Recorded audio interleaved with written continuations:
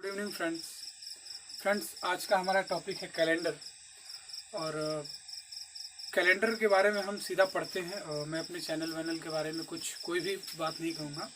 अगर मेरा पढ़ाया हुआ कंटेंट आपको अच्छा लगे तो चैनल सब्सक्राइब जरूर कर दीजिएगा।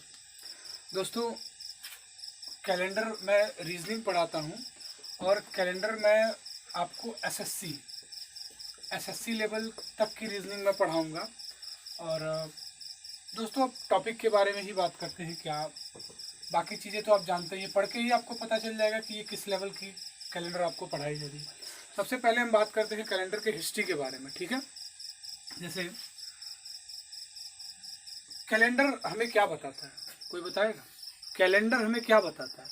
कैलेंडर यूँ कह सकते हैं कि ये टाइम की एक यूनिट है। टाइम की क्या है?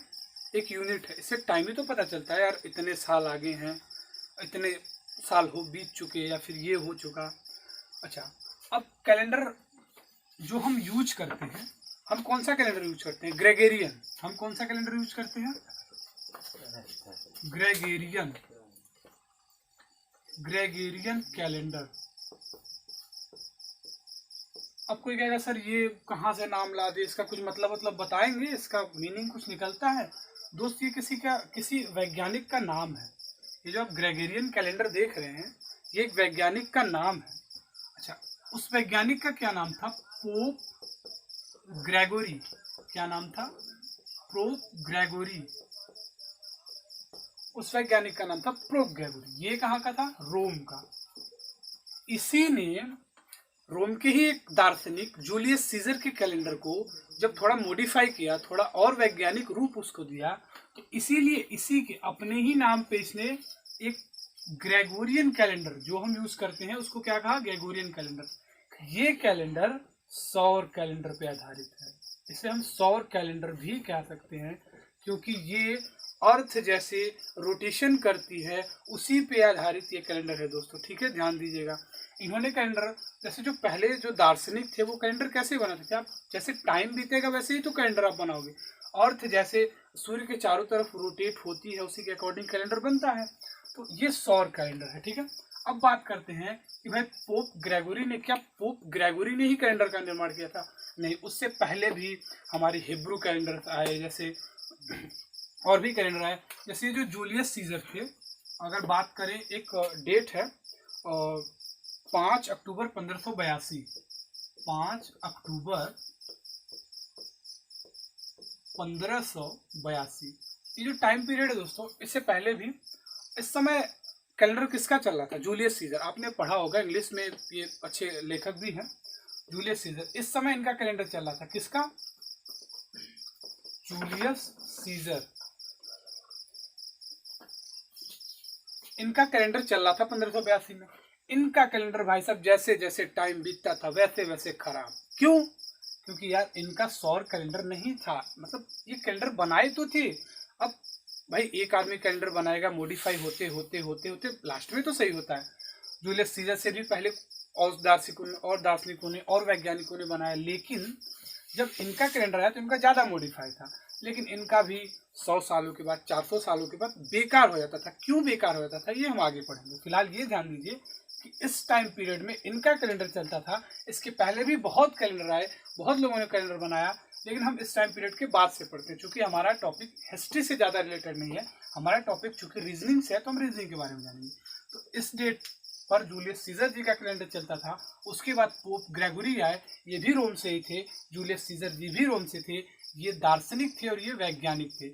इन्होंने क्या किया? जूलियस सीजर के ही कैलेंडर को थोड़ा और मॉडिफाई किया, थोड़ा और उसका वैज्ञानिक रूप लाया, और वो कैलेंडर ग्रेगोरियन कैलेंडर कहा गया, जो हम आज यूज करते हैं। हमारे ग्रेगोरियन कैलेंडर की कुछ बातें जान लेते हैं। जैसे ग्रेगोरियन कैलेंडर 2 प्रकार के वर्षों को निरूपित करता है। पहला साधारण वर्ष, इसमें साधारण वर्ष, और दूसरा लीप वर्ष। 2 प्रकार के वर्ष होते हैं, साधारण वर्ष और लीप वर्ष। साधारण वर्ष की विशेषता आप सभी जानते हैं, इसमें 365 दिन होता है और इसमें 366 दिन होता है। 365 दिनों के अगर हफ्तों में बांटे तो 52 हफ्ते, हफ्ता लिखिए या फिर सप्ताह लिखिए, 52 वीक्स लिखिए, 52 वीक्स एंड प्लस 1 डे। अगर इसको बांटे तो भाई ये 52 वीक्स एंड 2 डेज। ठीक है, ये 52 सप्ताह 2 दिन हो जाएगा, ये 52 सप्ताह 1 दिन हो जाएगा। अच्छा, अब आपको पता है लीप वर्ष क्या होता है? लीप वर्ष के बारे में क्या आप जानते हैं? चलिए तो आज जानते हैं कि लीप वर्ष क्या होता है। और लीप वर्ष दोस्तों जनरली सभी जानते होंगे, तो आइए दोस्तों अब जानते हैं कि लीप वर्ष क्या होता है, लीप वर्ष की जरूरत क्यों पड़ी, अब लीप वर्ष हुआ क्यों। मैंने कहा ना, ये जो कैलेंडर है वो सौर के मतलब पृथ्वी के रोटेशन पे आधारित है। तो लीप वर्ष की जरूरत क्यों पड़ी दोस्तों? लीप वर्ष की फाइनली जरूरत इसीलिए पड़ी ताकि जो हमारा कैलेंडर इस समय चल रहा है ना, वो बेकार ना हो। बेकार मतलब 100 साल बाद 400 साल बाद खराब ना हो। कैसे, जरा देखते हैं कैसे। ये जो लीप वर्ष होता है ये हर चौथे साल बाद आता है। क्यों? हमारा पहले हम जानते हैं लीप वर्ष कैसे, लीप वर्ष 4 वर्ष बाद आता है। सौर वर्ष आप सुने हैं कभी? ये सौर वर्ष 365 दिन 5 घंटे 48 मिनट और 47.5 सेकंड के बराबर होता है। सौर वर्ष कितना होता है? 365 दिन 5 घंटे 48 मिनट और 47.5 सेकंड के बराबर होता है। इसे ही कभी कभी लोग 365:1/4 डेज भी कहते हैं। 365 से 1/4 दिन भी कहते हैं। लेकिन आप बताइए दोस्तों, क्या ये जो टाइम पीरियड है कि एक दिन का 1/4 है, एक दिन में 24 घंटे होते हैं, लेकिन यहाँ तो 5 घंटे 48 मिनट 47.5 सेकंड ही है। लेकिन मतलब ये हुआ कि हम हर चौथे साल ये मान के चलते हैं कि लगभग एक दिन के इक्विवेलेंट हमें एक दिन मिलता है चौथे साल में। जैसे एक साल में इतना टाइम ज्यादा लगता है अर्थ का रोटेशन करने में।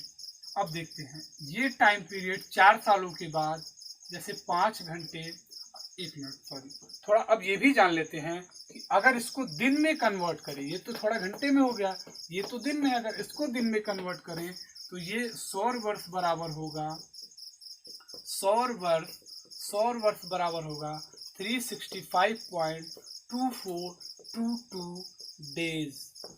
सौर वर्ष बराबर 365.2422 डेज के बराबर होगा।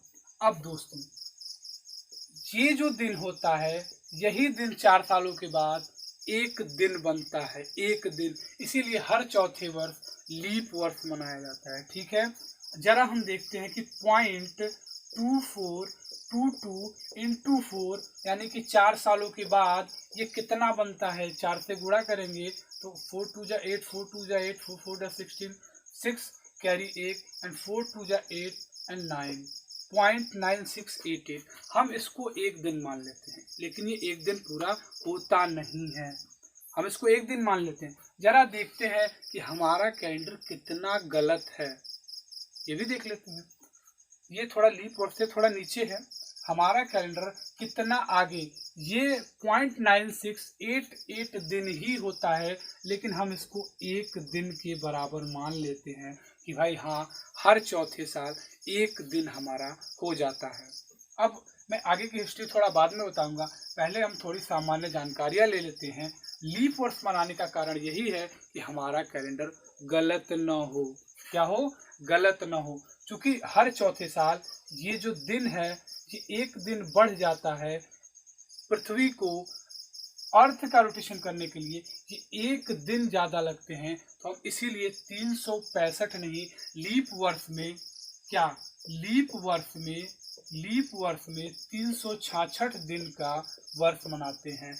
और सबसे मेन क्वेश्चन कि भाई फरवरी में क्यों जोड़ते हो? लास्ट मंथ तो दिसंबर है ना, तो दिसंबर में एक दिन जोड़ लेना चाहिए। भाई फरवरी में क्यों जोड़ते हो? जरा देखते हैं। हमारे यहाँ सन 1700 की बात है। राज किसका था? अंग्रेजों का। बात कब की है? सन 1700 की। देखिए दोस्तों, आप अलग अलग वेबसाइट्स पे, विकिपीडिया पे, बुक्स में देखेंगे तो ये डेट डिफरेंस मिल सकती है, लेकिन आप मीनिंग समझिए कि जो आपका पढ़ने का सीक्वेंस है, आपका माइंडसेट है, वो सही है। फिलहाल ये देखते हैं, सन 1700 की बात है। 1700 में हमारे यहाँ राज था अंग्रेजों का। इसी समय अंग्रेजों ने कैलेंडर को अपनाया था। अब जब अंग्रेजों ने कैलेंडर को अपनाया तो अंग्रेजों ने एक संशोधन किया। जो पुराना कैलेंडर था उसमें महीना कहाँ से स्टार्ट होता था? मार्च से। महीना कहाँ से स्टार्ट होता था? मार्च से। तो भैया मार्च से स्टार्ट होगा तो लास्ट मंथ कौन सा होगा? लास्ट मंथ होगा फरवरी। लास्ट मंथ कौन सा होगा? फरवरी। जब ये अंग्रेज आए, कौन आए? अंग्रेज। मैं ऊपर लिख देता हूँ, कोई इशू है तो यहाँ मैं लिख देता हूँ। जब अंग्रेज आए, अंग्रेजों ने क्या किया? कहा नहीं भाई हमारे यहाँ तो जनवरी से स्टार्ट होगा। कहाँ से? अंग्रेजों ने कहा कि हम जनवरी से महीना स्टार्ट करेंगे। तो अब बताइए, अगर जनवरी से महीना स्टार्ट होगा तो लास्ट मंथ तो दिसंबर ही होगा ना, लेकिन वहाँ मार्च से स्टार्ट होता था तो लास्ट महीना फरवरी होता था, इसीलिए उन्होंने फरवरी में एक दिन जोड़ दिया। लेकिन अंग्रेजों ने ये संशोधन नहीं किया कि फरवरी की जगह दिसंबर में जोड़ दिया जाए, उन्होंने फरवरी में ही जोड़ा, इसमें कोई संशोधन नहीं किया। हाँ, बल्कि उन्होंने मार्च की जगह पहला महीना जनवरी को बना दिया। ठीक है, अब कुछ जनरल नॉलेज की बात करते हैं, कुछ सामान्य जानकारियों की जो कि कैलेंडर से रिलेटेड होते हैं। दोस्तों सामान्य जानकारियों की बात करते हैं। हमारी टेक्निकल टीम थोड़ा कॉमेडियन है तो थोड़ा बच के रहिएगा हमारी टेक्निकल टीम से। दोस्तों बात करते हैं कुछ सामान्य जानकारियों की। जैसे ये सबको पता होगा, जैसे कि एक सप्ताह में कितने दिन होते हैं? सबको पता है भाई। कहेगा अरे सर क्या बताए, क्या आप कर रहे हैं? एक सप्ताह में 7 दिन होते हैं। कितने? 7 दिन। एक नॉर्मल ईयर, एनवाई समझ जाइएगा, एनवाई नॉर्मल ईयर मतलब साधारण वर्ष में 365 दिन, पता है। अगला बात करते हैं, एक सौर वर्ष में कितने दिन होते हैं? 365.2422 डेज। या फिर आप ये भी कह सकते हैं कि 365 सही 1/4 दिन। बात करें एक लीप वर्ष की तो एक लीप वर्ष में 366 दिन होते हैं। ये सबको पता है दोस्तों। अगर बात करें कि सॉरी ये 66 होगा, 66 होगा। एक लीप वर्ष में 366 दिन।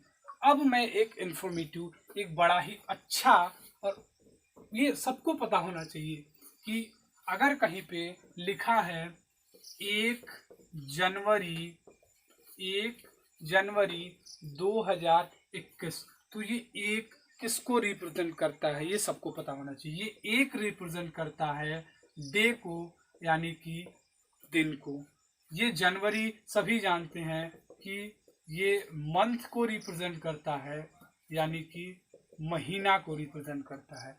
ये 2021 में ये जो 21 है ये ईयर को रिप्रेजेंट करता है, और ये जो 20 है ये शताब्दी को रिप्रेजेंट करता है।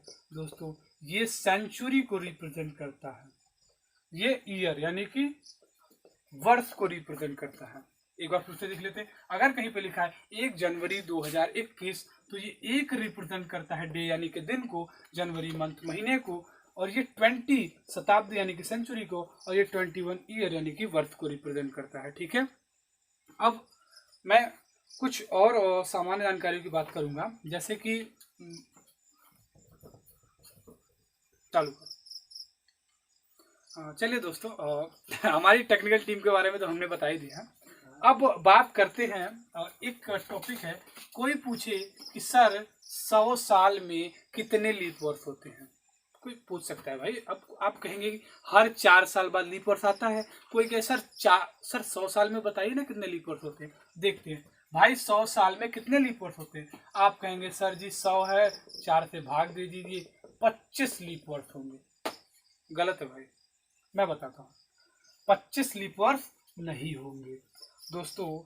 जब भी सेंचुरी रहता है, ये सन 200, सन 100, सन 200, 300, सन 400, ये सेंचुरी ईयर है, मैंने आपको बताया था।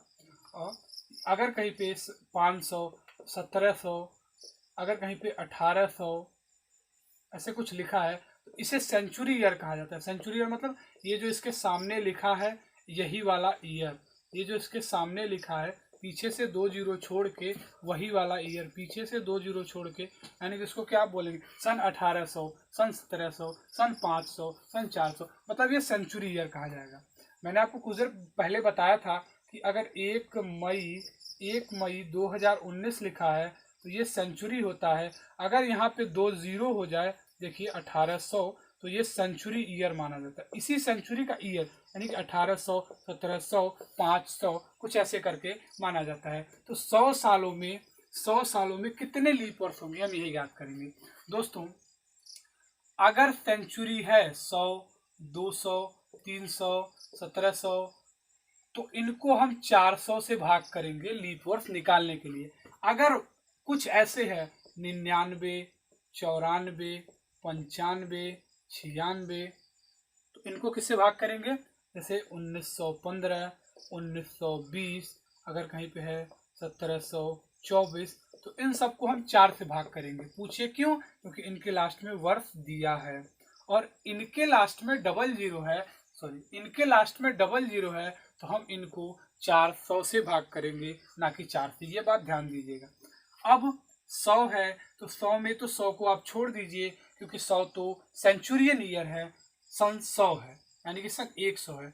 बचे 99 साल, 99 को आप 4 से भाग देंगे तो 24 चौक 96, 24 बार तो पूरा पूरा भाग जाएगा, यानी कि 24 लीप ईयर होंगे 100 सालों में। अब आप ही बताइए भाई, 100 सालों में 24 लीप ईयर, तो नॉर्मल ईयर कितने बचे भाई, L/24, तो नॉर्मल ईयर 100 में से 24 घटा दीजिए तो 76 नॉर्मल ईयर हो गए। क्यों, लीप ईयर तो 24 और नॉर्मल ईयर 76, ठीक है। अच्छा, अब कोई कहे कि सर जरा 400 साल में बताइए ना, थोड़ा और बड़ा, थोड़ा और बताइए, 400 सालों में कितने लीप वर्ष होंगे, थोड़ा ये भी निकाल लेते हैं। जैसे दोस्तों, अब आप कहेंगे सर जी हमने 100 साल में निकाला 24, तो दोनों तरफ 4 से गुणा कर दीजिए, इधर भी 400 और इधर गुणा करेंगे तो 96 हो गए, मतलब 96 लीप वर्ष हो गए। दोस्तों गलत है। अब कहेंगे अरे सर अब क्या ला दिए, ये भाई ये सेंचुरियन, इसे भी तो चेक करिए क्या ये लीप वर्ष है या नहीं। जैसे 400 को मैंने कहा था जब भी सेंचुरी ईयर रहता है सन 100, 200, 300, 400, उसे 400 से भाग करते हैं। जब आप 400 से भाग करेंगे तो पूरा पूरा कट जाएगा, तो एक तो यहाँ भी अगर पूरा पूरा कट जाता है तो एक यहाँ भी जोड़ेंगे आप लीप वर्ष, एक यहाँ जोड़ दीजिए, तो फाइनली 97 कितने हो गए, मैं इसे मिटा के पूरा केवल 97 ही लिख देता हूँ। फाइनली 97 लीप वर्ष हो गए, LY। और अगर बात की जाए नॉर्मल ईयर की, तो आप बताइए 400 में से 97 लीप ईयर, तो नॉर्मल ईयर कितनी, नॉर्मल ईयर होंगे 303, मतलब 303। सही है। अच्छा, अब कुछ और बेसिक नॉलेज की बात करते हैं। जैसे कि अगर आपसे कोई पूछे कि सर जब कैलेंडर बना था तो सबसे पहला दिन क्या लिया गया था, भाई सबके मन में आता, कैलेंडर बना था तो सबसे पहला दिन क्या लिया गया था, तो फर्स्ट डे ऑफ फर्स्ट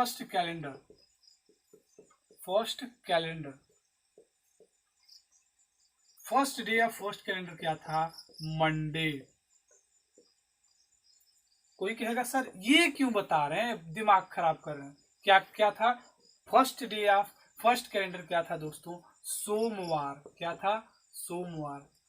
अब ये जानने के पीछे थोड़ा लॉजिक समझिए, पहला दिन सोमवार था ये बताने का लॉजिक समझिए। अगर आपको पहला दिन सोमवार पता है, आपसे कोई कहे बताइए 100वां दिन कौन सा दिन था, तो आप कहेंगे अरे सर पहला दिन सोमवार था, हफ्ते में 7 ही दिन होता है, तो 100वां दिन ज्ञात करने के लिए इसमें 7 से भाग दे दीजिए, 14 सते 98 बचा, 2 रिमेंड बचा, तो यानी कि मंगलवार 100वां दिन होगा, मंगलवार 100वां दिन होगा। ये चीजें मैं आपको बाद में बताऊंगा, बस इसी मोटिव से बताया जाता है कि first day of first calendar कौन सा था, ठीक है, ये सोमवार था। जैसे एक और बेसिक नॉलेज है कि कैलेंडर हमें क्या बताता है, कैलेंडर हमें टाइम बताता है, ये मैंने पहले ही बता दिया था।